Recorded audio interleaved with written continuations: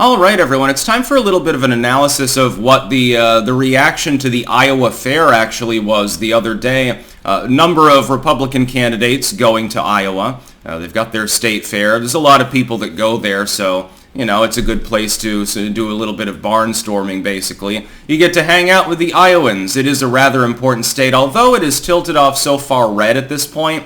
It's not really a swing state anymore. When I was 10 or something, Iowa was sort of the mean median in mode, along with Florida, which has also moved far red.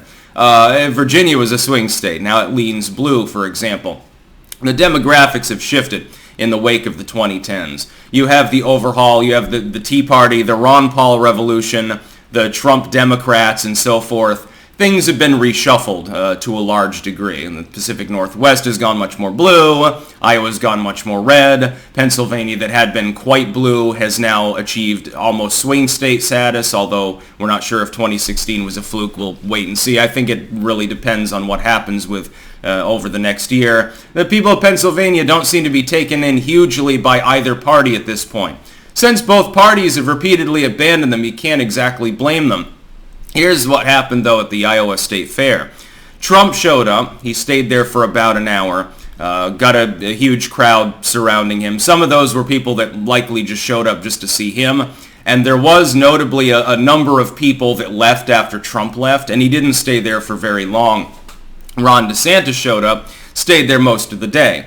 And there were a number of cringe moments for him, showing the spectacular strategic power of his campaign. At one point, he's putting eggs on sticks, hard-boiled eggs or soft-boiled or some bullshit like that. And, he's got his little apron on, I think, and he's serving them to people. And he's trying to talk to them about politics, and there's a clip of one person saying, no, fuck that, I'm just here for the eggs, basically. He's up on a little stage, and there's people shouting, "We want Trump." So he's getting heckled by Trump supporters. Completely underwhelming by him. Ramaswamy came out a little bit better, although it really is a goddamn mixed bag. Ramaswamy got up on the stage and started singing an Eminem song, showing you where modern politics has gone. There were a couple of commentators that I think were fundamentally right about the political ramifications of Ramaswamy's actions.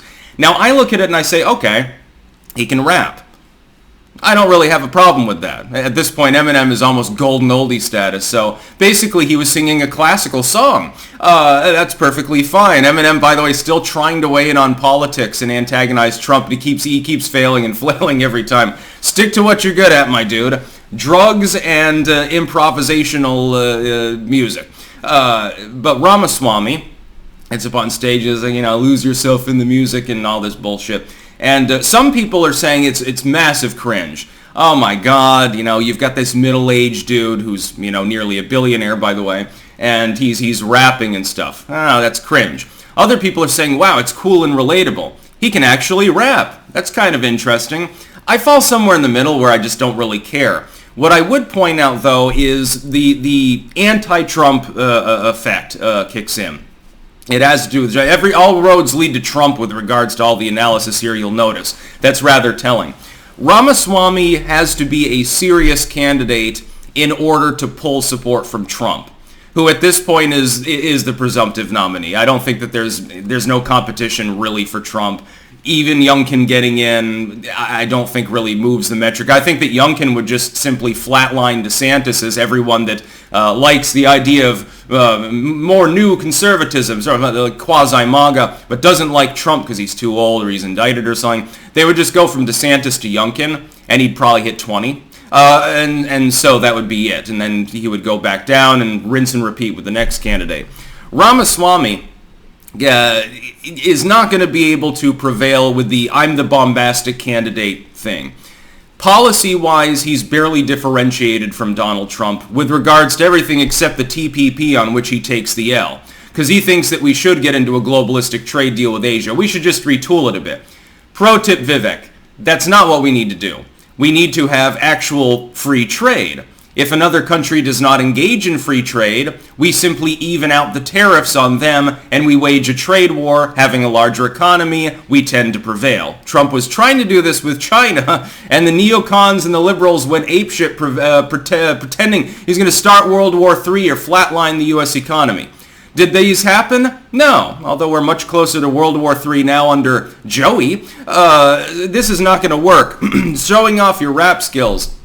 It's not going to get the youth vote aboard, not with an Eminem song. Why don't you just sit there and mumble to a generic rap tune? That's what the kids are into these days if they like rap at all. It's mumble rap and shit like that. This has been repeatedly joked about by Crank Lucas and other people that actually know genuine hip-hop and shit. Eminem's not going to impress the youth. The millennials are going to see it as cringe generally. The people who think that it's actually cool, they're probably already your fans anyway, so you don't really gain anything. I don't personally have a problem with it, and I don't think it's not a campaign killer or something. Some people are being massively hyperbolic. Well, there goes Ramaswamy. I don't think that, because not many people are paying attention to that. They're paying attention to Trump.